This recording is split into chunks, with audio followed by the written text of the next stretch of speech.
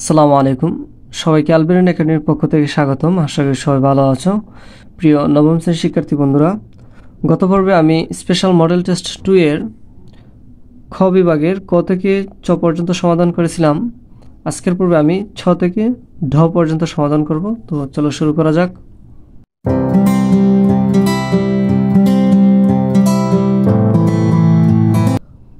তো ছতে দেওয়া আছে যে X plus Y equal P plus Q এবং P X minus Q Y equal P square minus Q square সমীকরণের সমাধান যোগ্যতা যাচাই করো। তো এটা সমাধান যোগ্যতা যাচাই করার জন্য প্রথমে আমরা যেটি করব যে এই দুইটা সমীকরণের এক্স এর সহগদ্বয়ের অনুপাত বের করব এবং ওয়াই এর সহগদ্বয়ের অনুপাত বের করব। যদি আমরা দেখি যে এক্স এর সহগদ্বয়ের অনুপাত এবং ওয়াই এর সহগদ্বয়ের অনুপাত সমান না, তো এই ক্ষেত্রে আমরা লিখব যে সমীকরণটি সামঞ্জস এবং একটি মাত্র সমাধান আছে। তো আমরা প্রথমে বের করে নিই যে এক্স এর সহগদ্বয়ের অনুপাত। তো প্রথমে আমরা এরকমভাবে লিখব যে প্রদত্ত সমীকরণ জোট এত এত, এরপর আমরা লিখব যে এক্স এর সহগদ্বয়ের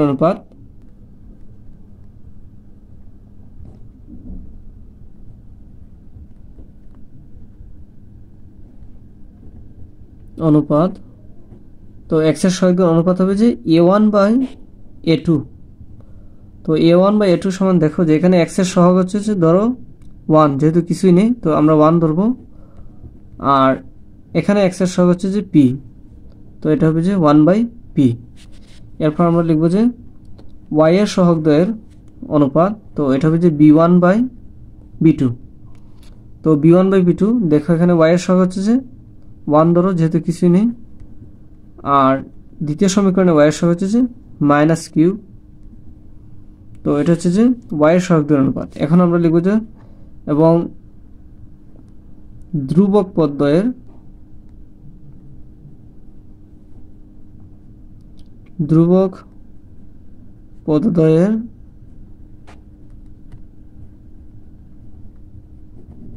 অনুপাত যে c1/c2। তো c1/c2 হবে, দেখো যে এখানে প্রথম সমীকরণের c1 হচ্ছে যে p প্লাস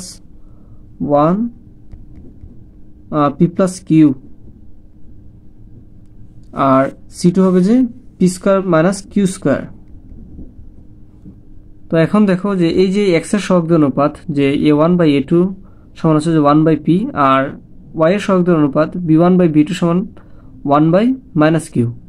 তো এই ক্ষেত্রে দেখা যাচ্ছে যে এক্স এর সহগদ্বয় অনুপাতের সাথে y এর সহগদ্বয় অনুপাতের কোনো মিল নেই, অর্থাৎ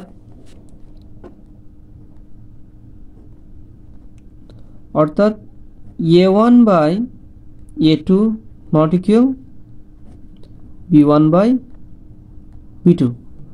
যেহেতু এক্স এর সহগদ্বয় অনুপাতের সাথে y এর সহগদ্বয় অনুপাতের কোনো মিল নেই, তো এই কারণে আমরা লিখব যে অতএব সমীকরণ জোটটি সামঞ্জস এবং একটি মাত্র সমাধান আছে।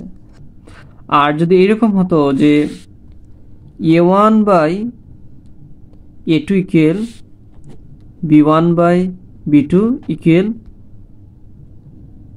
c1/c2, তো এই ক্ষেত্রে আমরা লিখতাম যে সমীকরণ জোটটি সামঞ্জস এবং নির্ভরশীল এবং অসংখ্য সমাধান আছে। আর যদি এইরকম আমরা পেতাম যে a1/a2 equal b1/b2 not equal c1/c2, তো এই ক্ষেত্রে অসামঞ্জস হতো এবং কোনো সমাধান নেই। তো আশা করি বুঝতে পেরেছ। এরপর বর্গীয় যতে দেওয়া আছে যে 12 cot θ ইকুয়াল 7 হলে cosec θ এর মান বের করো। তো প্রথমে আমরা এরকমভাবে লিখব যে দেওয়া আছে 12 cot θ ইকুয়াল 7।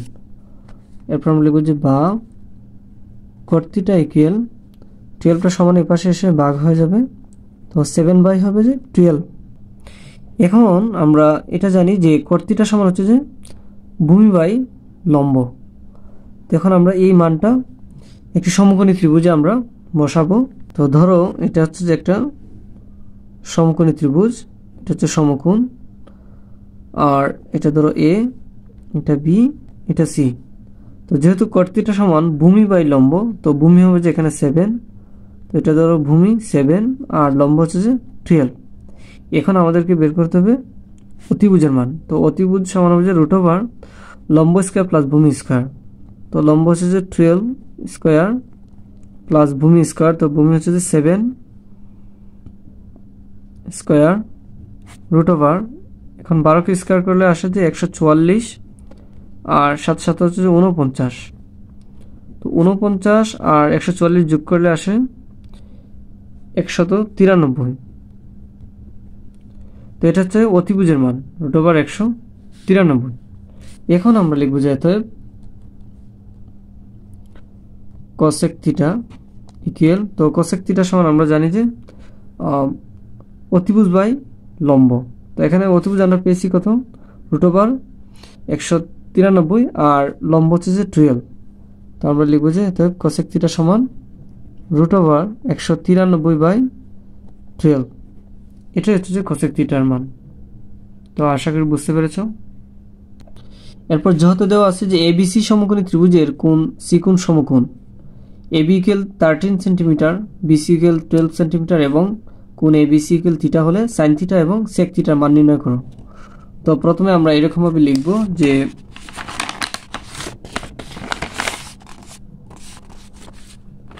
দেওয়া আছে সমকোণী ত্রিভুজ এবিসি এর কোণ সি কোণ সমান সমকোণ এবং এবি ইকুয়াল 13 সেন্টিমিটার আর বিসি ইকুয়াল হচ্ছে যে 12 সেন্টিমিটার এবং কোণ এবিসি সমান হচ্ছে যে থিটা। এখন আমরা এই তথ্য অনুসারে আমরা একটি সমকোণী ত্রিভুজ অঙ্কন করব। ধরো এটা হচ্ছে যে একটা সমকোণী ত্রিভুজ আর এটা হচ্ছে যে সমকোণ, তো এটা হচ্ছে সি, যেহেতু এখানে দেওয়া আছে যে সি কোণ সমকোণ, আর এবিসি হচ্ছে থিটা। তো ধরো এটা হচ্ছে যে থিটা আর এটাকে আমরা বি কোণ ধরবো, যেহেতু এখানে এই যে বি কোণ এ বি সি অর্থাৎ যেটাই মধ্যে থাকবে সেটা হচ্ছে যে থিটার মান। তো এখানে যেহেতু বি, তো বিটা হবে যে থিটা, তো এই বি কোণটা হচ্ছে আমাদের থিটা আর বাকি থাকবে এটা এ। তো এখন আমরা মান বসাবো। তো এখানে এবি সমান 13 দেওয়া আছে, তো এখানে অতিভুজের মান হবে যে 13 আর বিসি সমান 12 অর্থাৎ ভূমি হবে যে 12। এখন আমাদেরকে বের করতে হবে লম্ব এসি এর মান। আমরা যদি লম্ব পেয়ে যাই তাহলে আমরা সাইন থিটা এবং সেক থিটার মান বের করতে পারবো। তো দেখো যে লম্ব সমান হবে যে রুট ওভার অতিভুজ স্কয়ার মাইনাস ভূমি স্কয়ার। তো অতিভুজ হচ্ছে 13 স্কয়ার মাইনাস 12 স্কয়ার। তো 13 কে স্কয়ার করলে আসে যে 169 আর 12 কে স্কয়ার করলে হচ্ছে 144। তো 144 69 থেকে 144 বাদ দিলে হবে যে 25 আর 25 এর বর্গমূল হচ্ছে যে 5। তো এটা হচ্ছে যে লম্ব এসি এর মান। তো এখন আমরা লিখব যে অতএব সাইন থিটা, অতএব সাইন থিটা। তো সাইন থিটা সমান আমরা জানি যে লম্ব বাই অতিভুজ। তো লম্ব আমরা পেয়েছি 5 আর অতিভুজ হচ্ছে যে 13, তো 5/13। এরপর আবার লিখব যে অতএব সেক থিটা। তো সেক থিটা সমান হচ্ছে যে অতিভুজ বাই ভূমি। তো অতিভুজ হচ্ছে 13 আর ভূমি হচ্ছে 12, তো 13/12। তো এটা হচ্ছে যে সাইন থিটা এবং সেক থিটার মান। তো আশা করি বুঝতে পেরেছ। এরপর ইতে দেওয়া আছে যে 0.9759 রেডিয়ান কোণকে ডিগ্রির মাধ্যমে প্রকাশ করো। তো প্রথমে আমরা লিখব যে আমরা জানি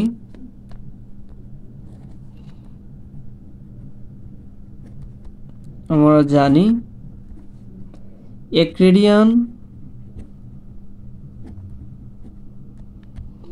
রেডিয়ান সমান হচ্ছে যে 180/π ডিগ্রি। তো অতএব 0.9759 রেডিয়ান সমান হবে যে 180/π ইন্টু 0.9759। তো এবার যদি আমরা গুণ করি তাহলে আমরা পাবো যে 55.915 ডিগ্রি। এটা হচ্ছে যে 0.9759 রেডিয়ান সমান 55.915 ডিগ্রি। তো আশা করি বুঝতে পেরেছ। এরপর ঠতে দেওয়া আছে যে tan 300 ডিগ্রি এর মান নির্ণয় করো। তো প্রথমে আমরা লিখি যে tan 300 ডিগ্রি তো এটাকে আমরা এরকমভাবে লিখতে পারি যে tan 360 degree minus 60 degree. 360 degree থেকে যদি 60 ডিগ্রি আমরা বাদ দিয়ে দিই তাহলে থাকবে যে 300 ডিগ্রি। তো এখন দেখো যে tan 360 ডিগ্রি মাইনাস থিটা মানে হচ্ছে যে মাইনাস টেন থিটা। তো এখানে থিটা হবে যে 60 ডিগ্রি। তো এখন দেখো যে tan 60 ডিগ্রি মানে হচ্ছে যে √3। তো এখানে হচ্ছে যে মাইনাস √3। তো এটা হচ্ছে যে tan 300 ডিগ্রি এর মান মাইনাস √3। এরপর ঠতে দেওয়া আছে যে প্রথম 10টি জোড় স্বাভাবিক সংখ্যার পরিসর কত। তো প্রথমে আমরা লিখি যে প্রথম 10টি স্বাভাবিক জোড় সংখ্যা। তো প্রথমে হবে যে 2, তারপর 4, 6, 8, 10, 12, 14, 16, 18 আছে 20। তো যেহেতু আমাদেরকে পরিসর বের করতে হবে তো আমরা এখানে দেখব যে সর্বোচ্চ সংখ্যা কত এবং সর্বনিম্ন সংখ্যা কত। তো সর্বোচ্চ যে 20 আর সর্বনিম্ন হচ্ছে যে 2। তো এখন আমরা লিখব যে এখানে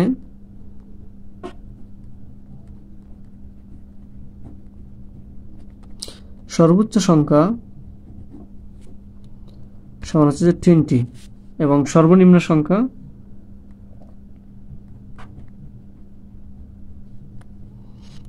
2। অর্থাৎ পরিসর আর ইকুয়াল হবে যে সর্বোচ্চ মাইনাস সর্বনিম্ন হবে যে 18। তো এটি হচ্ছে যে প্রথম 10টি স্বাভাবিক জোড় সংখ্যার পরিসর। এরপর সর্বশেষ ডতে দেওয়া আছে যে এত এত তথ্যরাশির মধ্যক নির্ণয় করো। তো প্রথমে আমরা লিখব যে প্রদত্ত তথ্যরাশিগুলোকে ঊর্ধ্বক্রমে সাজিয়ে পাই।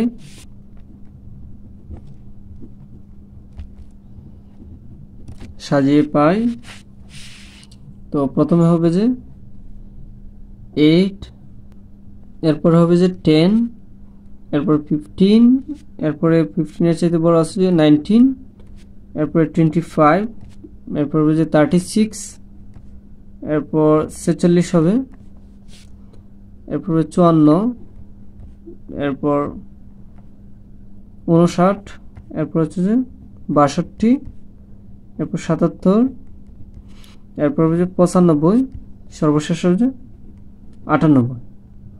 এরপর আমরা লিখব যে এখানে উপাত্তের সংখ্যা n = 13 যা বিজোড় সংখ্যা। এরপর আমরা বিজোড় সংখ্যার আমরা মধ্যক নির্ণয়ের সূত্র প্রয়োগ করব। তো প্রথমে আমরা লিখি যে এখানে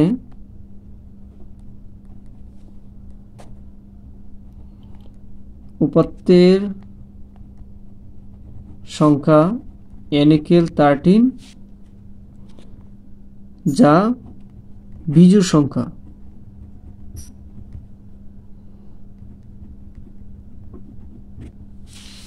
এতে মধ্যক সমান হচ্ছে যে n + 1/2। তো n এর মান আমরা কত পেয়েছি 13। তো 13 + 1/2 তো হবে যে 14/2 সমান হচ্ছে যে 7 হবে, অর্থাৎ সপ্তমতম পদ।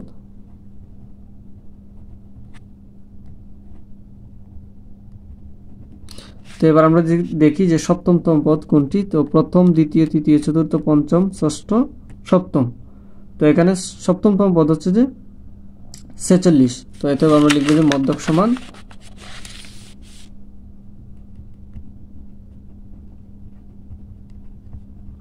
46।